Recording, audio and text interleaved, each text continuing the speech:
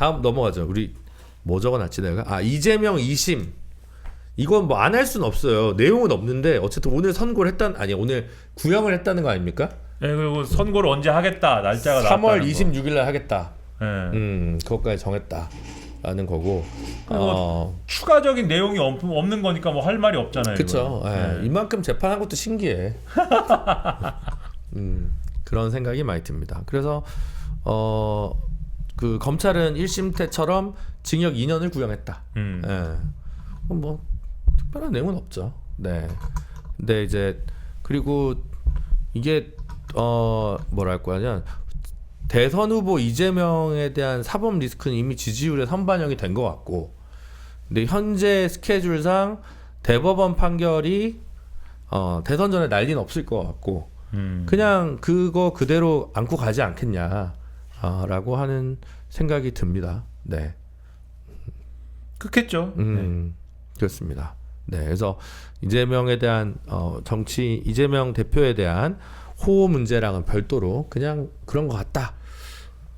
그렇죠. 이게 이제 뭐 판결이 어떻게 나느냐의 문제에 있어서는 뭐 무죄가 나오면야 뭐 민주당 입장에서는 아주 좋은 수고, 유죄가 나오는 경우에는 형량이 그 원하는 대로 나오지 않을 것이지 않습니까? 그렇죠. 민주당이 기대하는 기대하는 민주당, 80만 원. 예, 민주당의 입장에서는 최선의 형량이 나오지 않아요. 예. 그래가지고 만약에 확정되면 피선거권이 이제 제한되는 형태의 형량이 나옵니다. 그렇죠. 예. 그래서 이제 상당히 그 부분은 곤혹스럽겠지만, 근데 이제 확정 판결이 뭐 이 대선 전에 나오느냐의 문제인데, 그거는 확정 판결이 대선 전에는 나오지 않을 것이고, 안 나오죠. 그럼 이제 그거는 뭐 확정 판결은 안 나온다 첫째. 그러니까 확정 판결이 나오기 전까지는 뭐 문제 없다.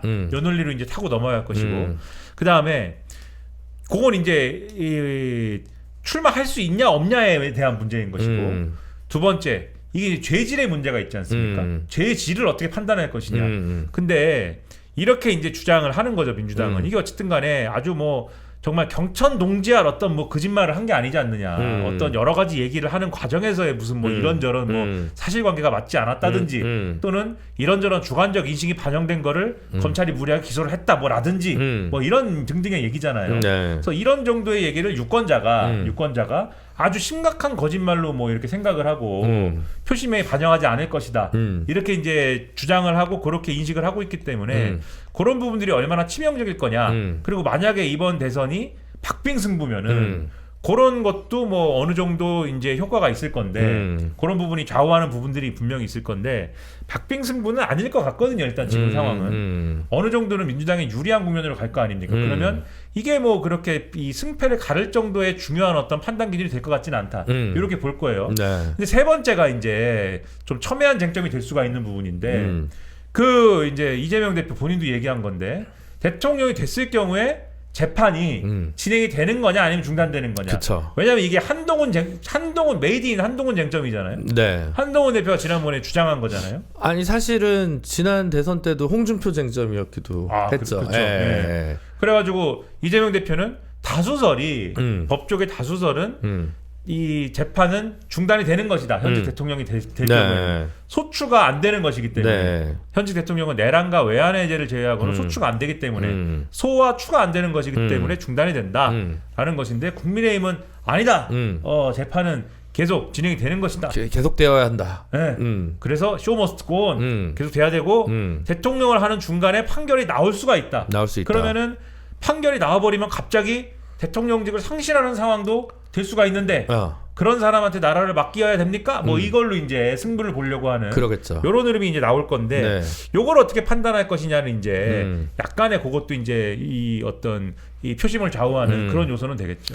그래서 결국 어떻게 보면 이 나라는 사법부가 짱이다. 우수 변호사가 볼 때 근데 그 쟁점은 뭐예요? 그러면 재판이 진행이 됩니까 안 됩니까? 대통령이 되면 그 전례가 없어가지고 안 된다가 다수설 맞는 것 같아요. 안 된다. 네. 근데 대법원에서 해버리면 네. 대법원이 왕이기 때문에. 아 대법원이 또 그럼에도 그냥 하면 또 하는 거다. 네. 대법원이 전례를 만들면 또 하는 거다. 그러면 이제 난리가 나겠죠. 아 근데 난리가 난다. 난리가 나겠죠. 그래서 대법원에서 과연 그런 결단을 할 수 있을까? 못할 것 같은데. 현실적으로 그러면 현실적으로 네. 아마 명시적으로 현직 대통령에 대해서는 현직 대통령이기 때문에 내란과 외환해제에 있어서 소추가 안 되기 때문에 우리가 재판 안 합니다라고는 안 하지만 재판이 오래 그냥 갈 것이다. 내비둘 수 있다. 네. 그럴 수 있죠. 대법원이야 뭐 자기들 마음이니까.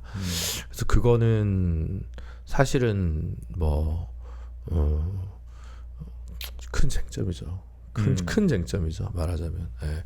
우리도 해외 사례에서 왜 법원이나 이런 데서 대통령 선거 결과 뒤바꿨다 이런 뉴스들 많이 보잖아요. 그렇죠. 예. 그런 일들이 벌어질 수 있는 이제 상황인 거죠. 말하자면. 예.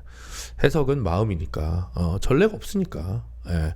소추를 기소의 이음 동요로 본다라고 하는 사람이 있을 거고, 소추를 넓게 보는 사람은 수사까지 포함한다라고 이제 보는 사람이 있는 거고, 뭐 하여튼 그것도 다 좀 다르죠. 네.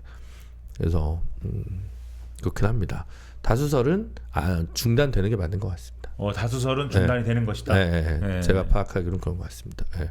근데 안 된다라는 견해도 분명 존재는 하는 것 같더라고요. 그래서 그리고 아무 생각이 없었다라는 분들도 계시죠. 그 부분 관련해서 설마 뭐 그런 일이 있겠어. 그렇습니다. 네.